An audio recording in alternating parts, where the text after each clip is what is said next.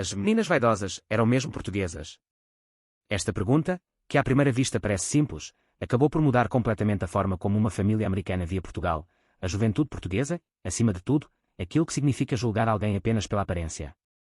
Durante muitos anos, em muitas partes do mundo, Portugal foi visto através de imagens bastante previsíveis: fado, azulejos, elétricos amarelos a subir as colinas de Lisboa, ruas estreitas em Alfama, o Douro ao pôr do sol, peixe grelhado, pastéis de nata e pessoas discretas, educadas, reservadas. Quase sempre tranquilas. Para muitos estrangeiros, o português era aquele povo simpático, mas contido, caloroso. No entanto, desde muito cedo, os pais perceberam que havia algo diferente. Aos 8 meses, depois de uma febre muito alta, os médicos diagnosticaram-na com uma perturbação grave da fala, semelhante à afasia de Broca. Emma compreendia o que ouvia. Ela sabia quando a mãe lhe dizia, vem cá, entendia quando o pai lhe perguntava se queria brincar, percebia quando alguém falava com carinho ou com irritação. Mas, quando tentava responder, as palavras não saíam. Para uma criança pequena, isto era devastador. Emma tinha pensamentos, desejos, medos, alegrias, mas tudo ficava preso dentro dela. Às vezes conseguia emitir sons fracos, pequenos murmúrios, tentativas de sílabas, mas não conseguia formar palavras claras. Os médicos explicaram a Eric e Jéssica que cada caso evoluía de forma diferente. Algumas crianças melhoravam muito com terapia precoce, outras mantinham sequelas durante anos. A recuperação podia acontecer, mas exigia tempo, paciência, tratamento especializado e, sobretudo, um ambiente emocionalmente seguro. Os pais fizeram tudo o que podiam. Levaram Emma a terapeutas da fala, neurologistas, especialistas em desenvolvimento infantil.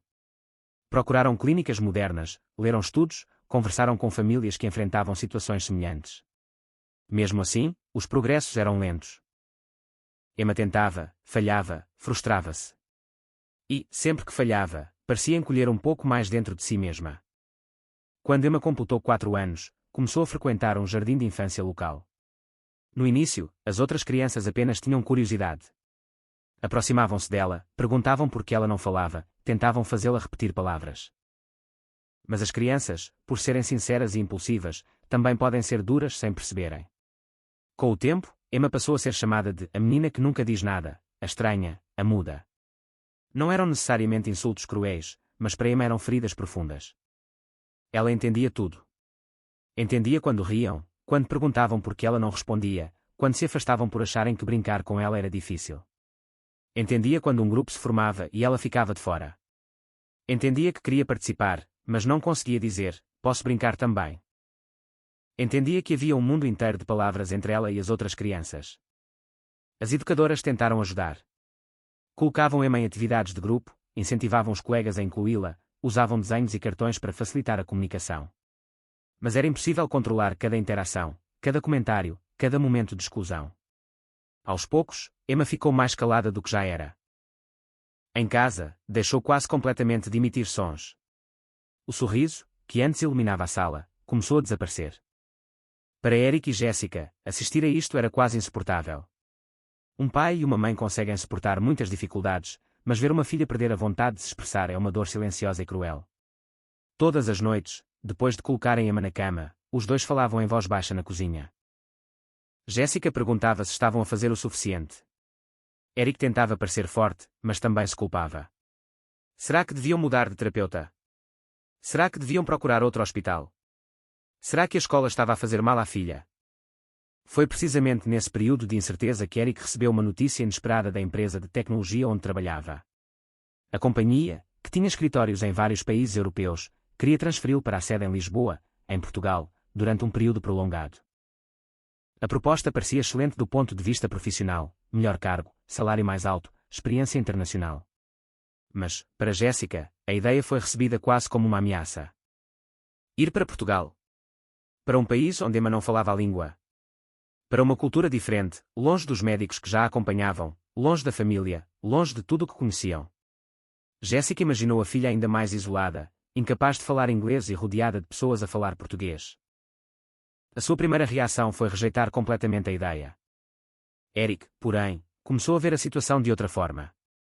Talvez justamente por estarem presos naquela rotina dolorosa, uma mudança pudesse ajudar. Talvez um novo ambiente, novas pessoas, uma nova escola, uma nova forma de olhar para Emma, sem o peso dos rótulos antigos, pudesse abrir uma porta. Ele disse a Jéssica uma frase que ela nunca esqueceu: se ficarmos exatamente onde estamos, talvez o sorriso dela nunca volte. Mas se tentarmos algo novo, pode ser que Portugal lhe dê aquilo que aqui já não conseguimos dar. Jéssica não respondeu de imediato. Passou dias a pensar. Tinha medo, muito medo. Mas também sabia que a filha estava a desaparecer dentro do silêncio. No fim, concordou. Não porque estivesse tranquila, mas porque ainda tinha esperança. Antes da viagem, os dois começaram a pesquisar sobre Portugal. Viam vídeos sobre Lisboa, Porto, Cascais, Sintra, Coimbra, Braga, Algarve. Ficaram impressionados com as paisagens, com a segurança das ruas, com a mistura entre tradição e modernidade. Mas, numa noite, encontraram um documentário sobre a cultura para o TikTok. E, como em qualquer país, há pessoas profundas escondidas por trás de aparências que muitos julgam superficiais. Mesmo com receio, Eric e Jéssica seguiram viagem. Depois de um voo longo, chegaram ao aeroporto Humberto Delgado, em Lisboa. A primeira impressão foi de movimento, mas também de organização. Havia turistas por todo lado, famílias com malas, executivos, estudantes, funcionários a orientar passageiros. Emma segurava a mão da mãe com força, observando tudo em silêncio. Eric olhou em volta e pensou: então é aqui que começa a nossa nova vida. Poucos dias depois, mudaram-se para um apartamento moderno no Parque das Nações, uma zona de Lisboa bastante diferente da imagem antiga e estreita que tinham visto nos guias turísticos. Havia prédios altos, avenidas largas, o rio Tejo a brilhar ao longe, famílias a passear, pessoas a correr junto à água, crianças em bicicletas, cafés cheios ao fim da tarde. Jéssica ficou impressionada com a mistura entre calma e movimento. Não era a América pequena de onde vinham, mas também não era o caos que temia. A mudança foi cansativa. Caixas empilhadas na sala, malas por abrir, documentos, chamadas, compras, móveis por montar. Emma parecia ansiosa, mas ao mesmo tempo curiosa. Aproximava-se da janela e olhava para o rio. Via os aviões ao longe, os barcos, as pessoas a caminhar.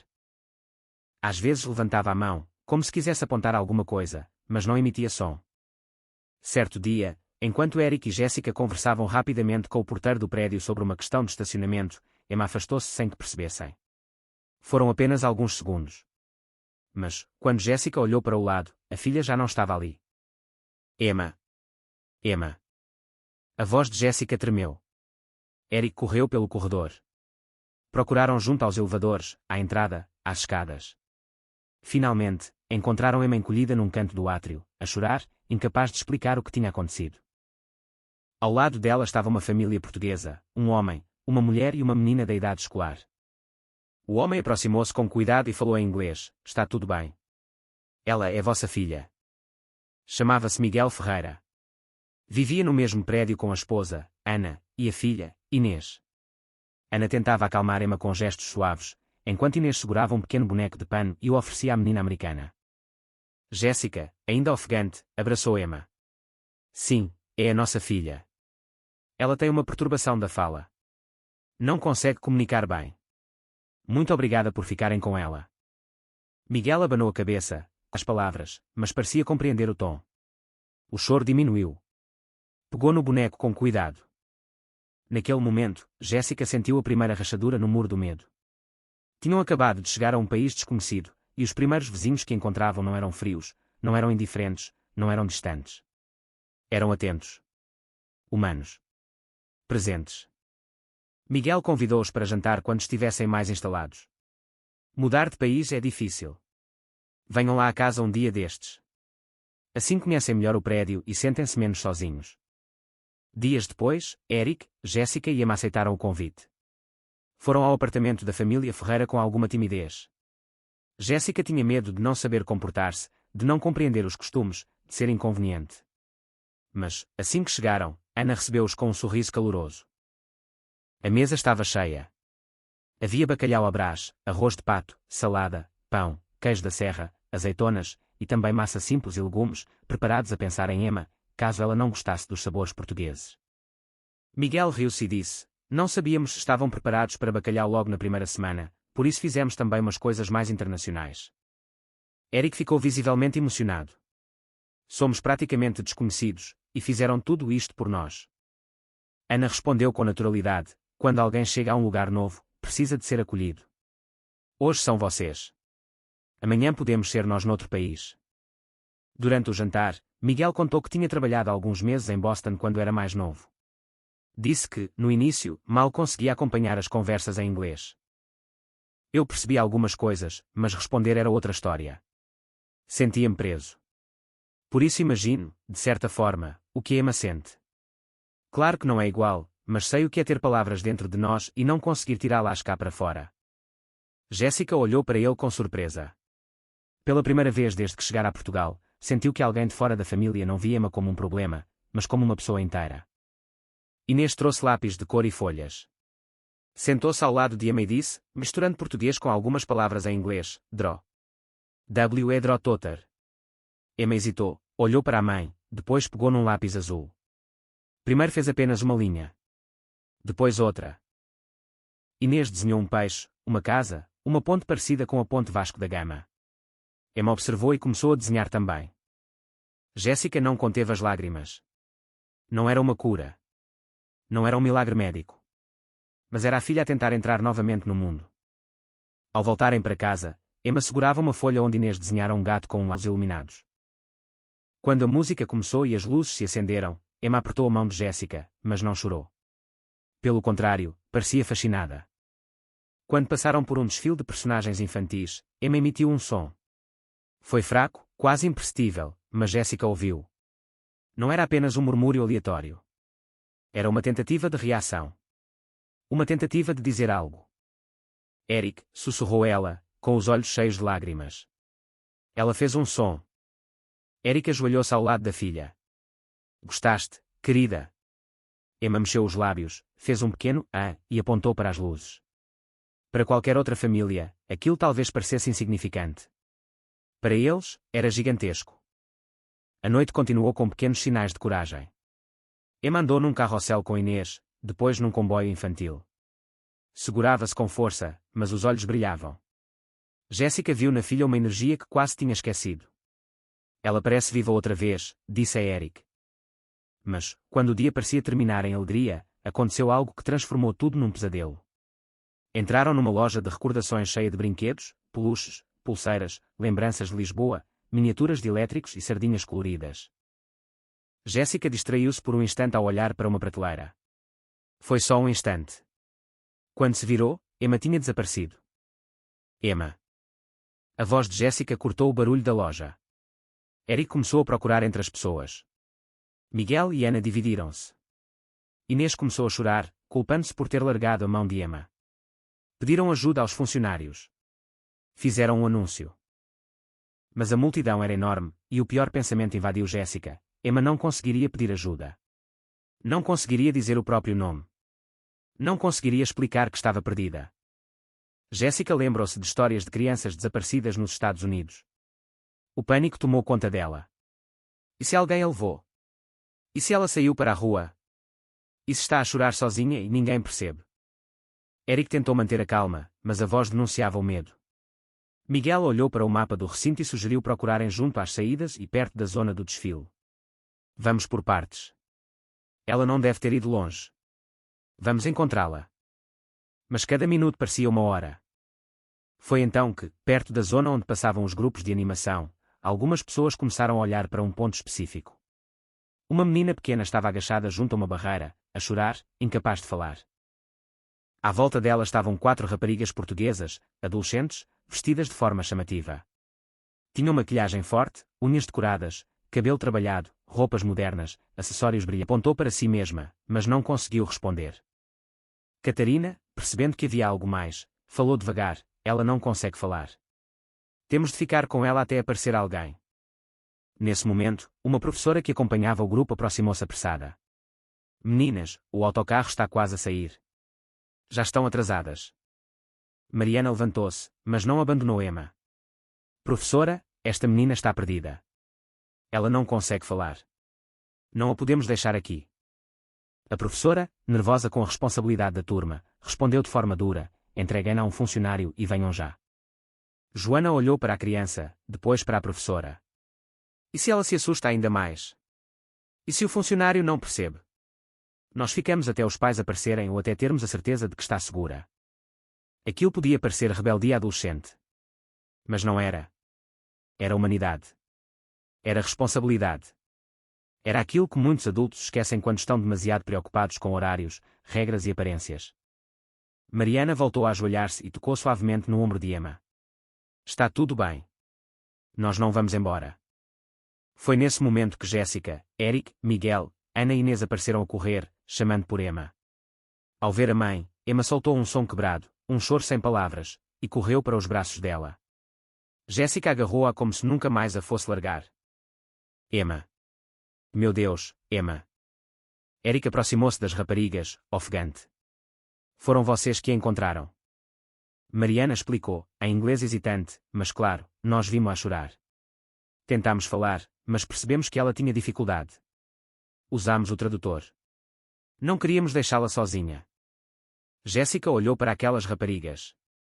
As roupas chamativas, a maquilhagem, as unhas, tudo aquilo que antes a teria feito desconfiar, desapareceu diante da verdade do gesto.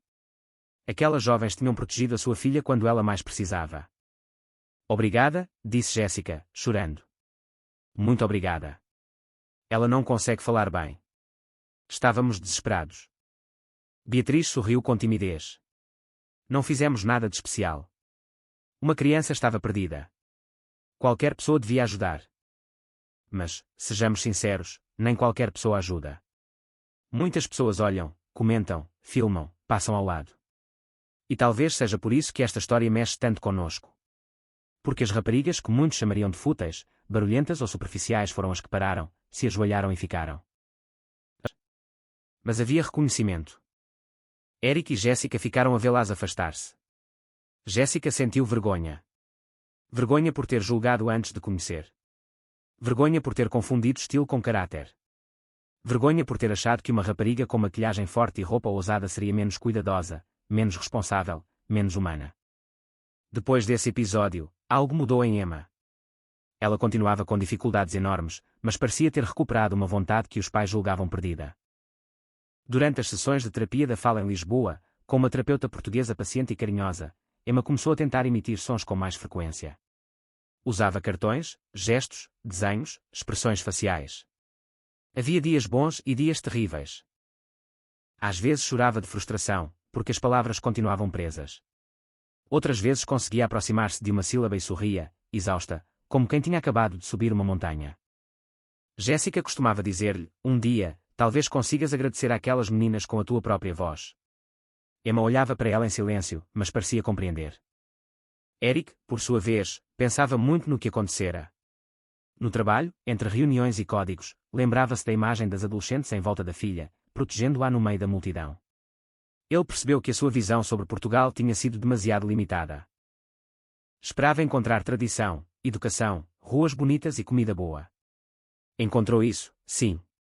Mas encontrou também algo mais profundo, uma sociedade onde a bondade podia surgir de lugares inesperados, inclusive de pessoas que ele, injustamente, teria evitado. Algumas semanas depois, Miguel e Ana convidaram-nos para ir a um grande centro comercial em Lisboa, onde haveria apresentações de dança, moda jovem e atividades culturais. Jéssica aceitou porque achou que seria uma boa oportunidade para Emma se habituar a ambientes públicos de forma gradual. O centro comercial estava cheio. Famílias passeavam, jovens reuniam-se em grupos, crianças comiam gelados, turistas tiravam fotografias. No átrio principal havia um palco montado. Luzes, colunas, música, apresentadores. Emma assustou-se no início, mas Inês segurou-lhe a mão e disse, estou aqui. Com pessoas a passar. Então Emma conseguiu dizer, de forma imperfeita, quase quebrada, mas clara o suficiente para todos entenderem. Obrigada. Obrigada. Foi apenas uma palavra. Uma palavra incompleta, tremida, frágil.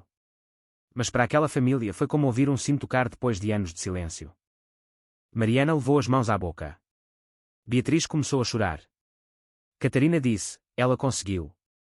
Joana aplaudiu baixinho, e outras pessoas à volta, sem entenderem completamente a história, perceberam que estavam diante de algo importante. Jéssica chorava abertamente. Eric respirou fundo e finalmente disse aquilo que carregava no peito, nós devemos-vos um pedido de desculpa. Antes de chegarmos a Portugal, vimos vídeos sobre jovens como vocês e julgamos. Pensámos que talvez fossem irresponsáveis, barulhentas. Superficiais. Estávamos completamente errados. Vocês mostraram-nos uma das maiores lições das nossas vidas. Mariana sorriu, um pouco envergonhada. Não precisam pedir desculpa. As pessoas julgam muito pelo aspecto. Acontece. Mas uma coisa é certa, se vemos alguém em dificuldade, ajudamos. Pelo menos, foi assim que nos ensinaram. Esta frase resume algo que muitos portugueses reconhecerão. Portugal pode ter problemas, pode ter discussões, pode ter juventudes diferentes, gerações em conflito, aparências que chocam os mais conservadores. Mas existe, muitas vezes, uma base humana muito forte, a ideia de que uma pessoa perdida, uma criança assustada, um estrangeiro desorientado ou um vizinho em dificuldade não deve ser ignorado. E aqui fica a opinião que talvez incomoda alguns. Quem olha para a juventude portuguesa apenas como uma geração de telemóvel na mão, roupa chamativa e redes sociais não está a ver a história completa. Sim, há exageros. Sim, há vaidade. Sim, há barulho. Mas também há empatia, rapidez, coragem e uma capacidade de agir que muitos adultos perderam. Aquelas raparigas podiam ter continuado a gravar vídeos, podiam ter seguido a turma, podiam ter dito, não é problema nosso. Mas ficaram. Depois daquele reencontro, Emma continuou seu caminho. A terapia não se transformou num conto de fadas. Ela não acordou no dia seguinte a falar normalmente. A vida real raramente funciona assim. Mas começou a comunicar mais. Usava cartões com mais confiança, apontava, desenhava, tentava sons. Algumas palavras surgiam lentamente. Mãe. Pai. Mais. Sim, ser apenas uma cidade bonita para se tornar o lugar onde a filha voltou a tentar comunicar.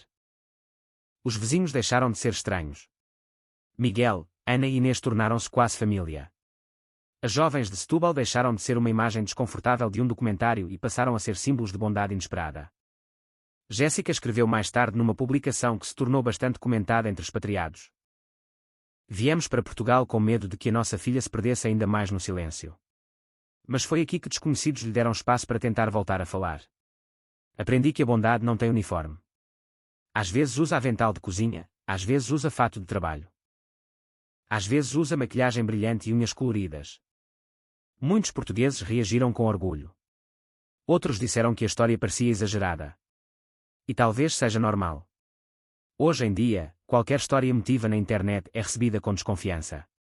Mas o ponto principal não está em transformar Portugal num paraíso perfeito. Portugal não é perfeito. Nenhum país é.